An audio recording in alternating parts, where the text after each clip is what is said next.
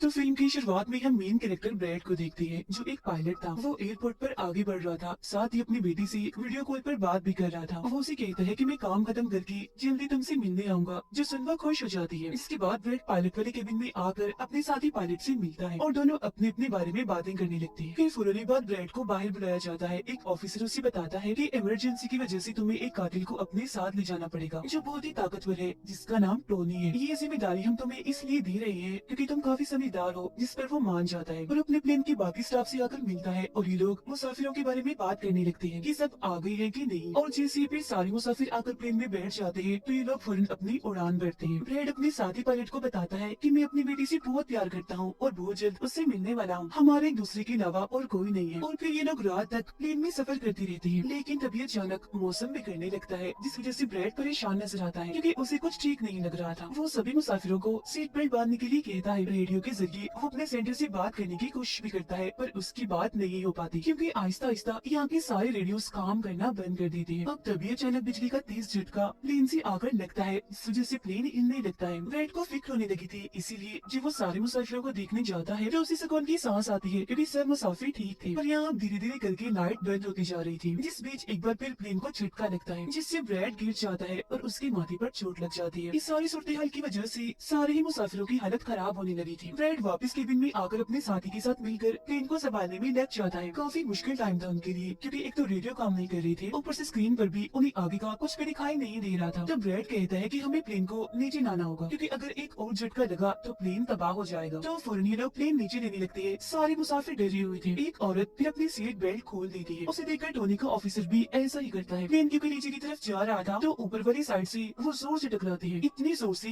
कि फौरन ही उनकी मौत हो जाती है। अचानक तेजी से प्लेन नीचे आने लगता है। तब ब्रैड और उसका साथी जल्दी से इसे कंट्रोल में कर लेती है। तभी एयर होस्टेस आकर ब्रैड को बताती है कि मुसाफिरों की हालत खराब हो रही है, जिस पर वो कहता है कि सबको संभालो, अपनी अपनी सीट्स पर बैठने का कहो क्योंकि जल्दी हम करीबी एयरपोर्ट पर उतरने वाले हैं। अब ये दोनों देखती है कि हम एक आइलैंड के ऊपर से गुजर रहे हैं, तो कोई और रास्ता फिलहाल ना होने पर ये इस आइलैंड पर प्लेन उतारने का फैसला करती है। वो कोई ठीक सी जगह देकर फिर प्लेन को उतार ही देती है। हालांकि उन्होंने इमरजेंसी लैंडिंग की थी, पर फिर भी सही सलामत वो उतर ही गई थी। अब ब्रैड और उसका साथी तब खुश होते हैं जब उन्हें पता चलता है कि थोड़ी बहुत बिजली अभी भी प्लेन में है। इसके बाद ब्रैड सभी को नीचे उतरने का कहता है। उधर प्लेन की कंपनी का मालिक भी देख लेता है कि अचानक प्लेन कहीं गायब हो गया है क्योंकि उसने प्लेन को लैंड होते हुए नहीं देखा था और काफी देर से रेडियो खराब होने की वजह से उसका राब्ता भी नहीं हो पाया था, इसीलिए वो थोड़ा टेंशन में नजर आता है। अब एयर होस्टेस ब्रैड को आकर बताती है कि टोनी को लाने वाली ऑफिसर की मौत हो गई है। जिसमें ब्रैड को दुख तो होता है, पर वो उसे कहता है कि चलो जो भी हुआ अब बाकी मुसाफिरों का ख्याल रखो। अब सारे लोग इस सोच में थे कि हम यहाँ क्यों उतरे हैं, जिस वजह से ब्रैड सामने आकर बताता है कि इमरजेंसी की वजह से हमें यहाँ उतरना पड़ा। प्लेन में अभी भी थोड़ी बहुत बिजली मौजूद है, जिससे हम बाकी बिजली की चीजों को ठीक कर लेंगे। तब तक आप लोग यहाँ आराम से रहिए, खाना पानी मिलेगा और रहने की जगह भी, और आप लोग घबराइएगा नहीं, बहुत जल्द हम यहाँ से निकल जाएंगे। उधर प्लेन कंपनी के मालिक की मुलाकात एक रेस्क्यू एक्सपर्ट से होती है, जो ऐसे लोगों को खोज निकालने का काम करता है जो मुश्किल में कहीं फंसे होते हैं। कंपनी का मालिक उसे कहता है कि मुझे मेरे प्लेन की सारी डिटेल्स, जैसे कि वो कहाँ गया, उसके वर्कर्स, मुसाफिरों की सबकी जानकारी चाहिए। अब ब्रैड प्लेन के पास आकर उसे ठीक करने में लग जाता है, पर वो देखता है कि प्लेन में पावर बिजली काफी कम है, इसीलिए इनको इंतजार करना होगा क्योंकि रेडियो भी अभी काम नहीं कर रहे। फिर जब वो इस बारे में अपने साथी पायलट को बताता है तो उसका साथी नक्शा देखकर बताता है कि हम एक प्राइवेट आइलैंड पर फंसे हुए हैं। ये कोई आजाद जगह नहीं है, बल्कि यहाँ एक प्राइवेट आर्मी का कब्जा था। जो बुरे लोग थे क्योंकि उसमें सारे ही गुंडे थे, और अगर उन्होंने हमें कोई भी नुकसान पहुँचाया तो गवर्नमेंट भी हमें नहीं बचा पाएगी। जिसमें ब्रैड कहता है कि अब कैसे भी करके हमें अपनी रेस्क्यू टीम को यहाँ बनाना ही होगा ताकि वो आकर हम सबको बचा ले, क्योंकि यही एक रास्ता है यहाँ से निकलने का। अब ब्रैड सबके पास आकर उन्हें बताता है कि किसी खराबी की वजह से रेडियो अभी भी काम नहीं कर रहा। जो सुनकर सारे लोग काफी परेशान हो जाते हैं। ब्रैड उन्हें भी तसल्ली देता है कि हम आइलैंड की दूसरी साइड पर जाकर रेडियो को ढूंढेंगे और अपनी टीम से रेस्क्यू टीम को यहाँ भेजने के लिए कहेंगे, जो आकर आप सबको बचा लेगी और मेरे साथ टोनी जाएगा। ये कहकर वो टोनी की हथकड़ी खोल देता है और ये लोग आगे बढ़ जाते हैं।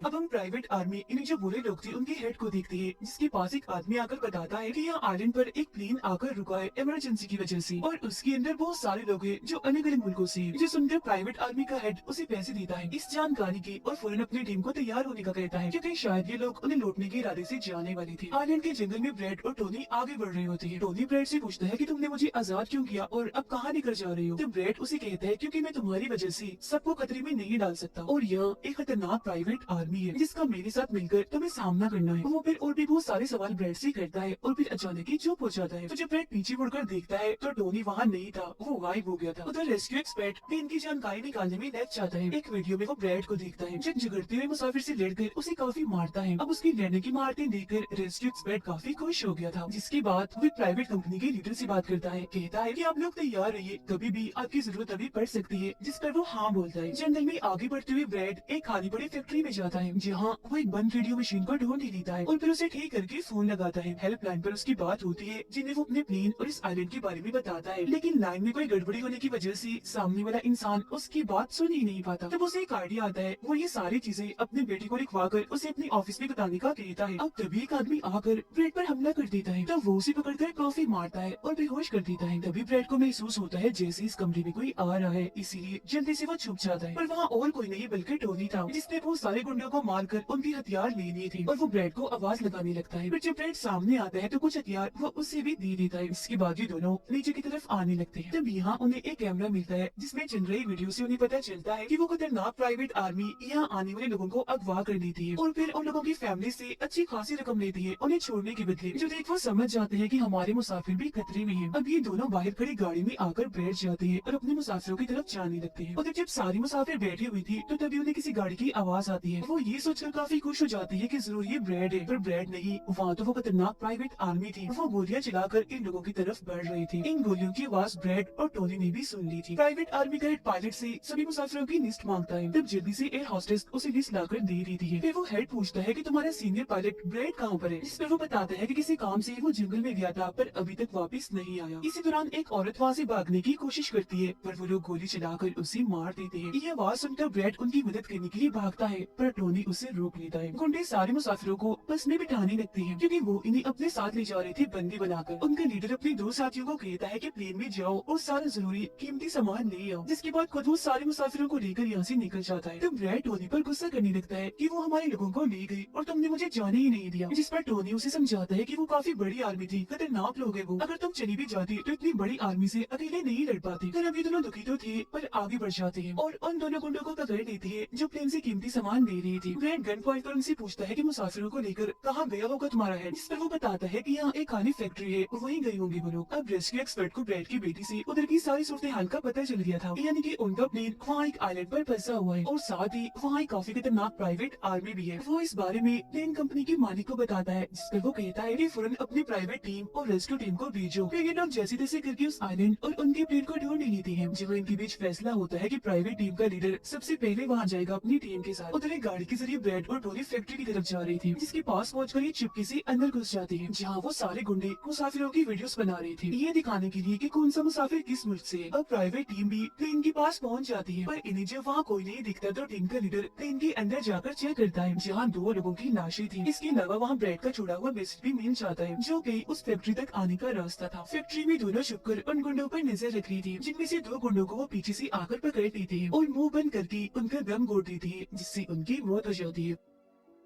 फिर ये खुफिया दरवाजे से आगे बढ़ती है और एक कमरे के बाहर जा पहुंचती है। उस कमरे के अंदर ही सारे मुसाफिरों को कैद किया हुआ था। वहाँ बहुत सारे गार्ड्स खड़े हुए थे जिन्हें देखकर टोनी को काफी गुस्सा आ जाता है, इसीलिए वो वहाँ पर हथौड़ा उठाकर एक एक करके सभी को मारता जाता है। फिर ब्रेड एक गुंडे से चाबी लेकर उन मुसाफिरों को कमरे से आजाद कर देता है। वो फिर सबको कहता है कि जल्द से जल्द प्लेन के पास पहुंचो क्योंकि रेडियो के जरिए उन्हें मदद मंगवाई है, रेस्क्यू टीम आती ही होगी। इसके बाद वो सब लोगों को बस में बिठाता है। तभी टोनी उसके पास आकर बताता है कि वहाँ बाहर बहुत सारे गुंडे खड़े हुए हैं तो हम यहाँ से नहीं निकल सकते। वो जब फिर मुसाफिरों को परेशान देखता है तो कहता है कि मैं मुसाफिरों का ध्यान भटकाऊंगा, जबकि टोनी तुम सभी मुसाफिरों को यहाँ से ले जाना। जो कहकर ब्रेड वहाँ से निकलकर गुंडों के पास आता है, उनके हेड से बात करता है कि मेरी टीम यहाँ आ रही है, इसीलिए तुम मेरे मुसाफिरों को छोड़ दो। अब तभी गुंडे आकर उसे मारने लगते हैं और उनका हेड कहता है कि ऐसे कैसे छोड़ दूं, पैसों के बगैर मैं किसी को नहीं छोड़ता। जिसके बाद अब वो गोली से जैसे ब्रेड को मारने वाला होता है कि तभी प्राइवेट टीम यहाँ आकर उन पर हमला कर देती है। वो काफी गोलीबारी करती है जिसमें बहुत सारे गुंडे मारे जाते हैं। इसके बाद वो ब्रेड को लेकर यहाँ से जाने लगते हैं, बस में बैठकर निकल जाते हैं। गुंडों का लीडर देखता है कि बाकी गुंडों के साथ साथ मेरा भाई भी मारा गया है, तो उसे काफी गुस्सा आता है। इसीलिए अपनी टीम को कहता है कि जल्दी करो, तैयारी पकड़ो, और हाँ, किसी को भी मत छोड़ना, एक एक को चुन चुन कर मार देना। गाड़ी में ब्रेड उस प्राइवेट टीम से बात करने लगता है, तब उनका हेड उसे बताता है कि हम छोटी सी प्राइवेट टीम है जो बस तुम्हें यहाँ बचाने की मिशन में आई है, क्योंकि हम कोई रेस्क्यू टीम नहीं है। उन्हें आने में तो अभी और भी वक्त है। जो सुन ब्रेड घबरा तो जाता है, पर कहता है कि कोई बात नहीं, मेरे पास एक आइडिया है। इसके बाद ये लोग भी प्लेन के पास आ जाते हैं, जहाँ सारे मुसाफिरों को टोनी पहले ही ला चुका होता है। ब्रेड फिर अपने लोगों को कहता है कि एक प्राइवेट टीम हमारी मदद करने यहाँ आ गई है, और अब उनकी मदद से हम प्लेन को चला लेंगे और फौरन यहाँ से निकल जाएंगे। तो आप सब लोग जल्दी से प्लेन में बैठ जाएं, क्योंकि हम रेस्क्यू टीम का इंतजार नहीं कर सकते। उन्हें आने में वक्त है, और अगर हम यहाँ रुके तो उस खतरनाक आर्मी के हाथों मारे जाएंगे। जो सुनकर सारे लोग प्लेन में बैठ जाते हैं, जबकि ब्रेड प्राइवेट टीम के लीडर के साथ मिलकर प्लेन को ठीक करने में लग जाता है। जहाँ तभी वो गुंडे आकर इन पर हमला कर देती है, जिनको देखकर प्राइवेट टीम उन्हें रोकने में लग जाती है, और यहाँ दोनों तरफ से ही काफी गोलीबारी होती है। पर इस टीम के पास काफी अच्छी गन्स थी, तो वो बहुत सारे गुंडों को मार गिराती है। ब्रेड टीम के लीडर को बताता है कि मैं अगले 5 मिनट में प्लेन को स्टार्ट कर दूंगा, मतलब कि चला दूंगा, जिसके बाद हम सब लोग उड़ान भरेंगे। फिर वो टोनी का शुक्रिया भी अदा करता है कि तुमने मेरा इतना साथ दिया। फिर ब्रेड गोलियों के बीच से होता हुआ अंदर आकर बैठ जाता है और अपने साथी पायलट के साथ मिलकर प्लेन चलाने लगता है। टोनी की गोलियां खत्म हो गई थी, और जब वो प्राइवेट टीम का बैग चेक करता है तो उसे वहाँ पैसों से भरा हुआ एक बैग मिलता है। पर फिलहाल पैसों को ऐसे ही छोड़कर दूसरे बैग से घर लेकर दोबारा गुंडों से लड़ने लगता है, जहाँ तब तक ब्रेड भी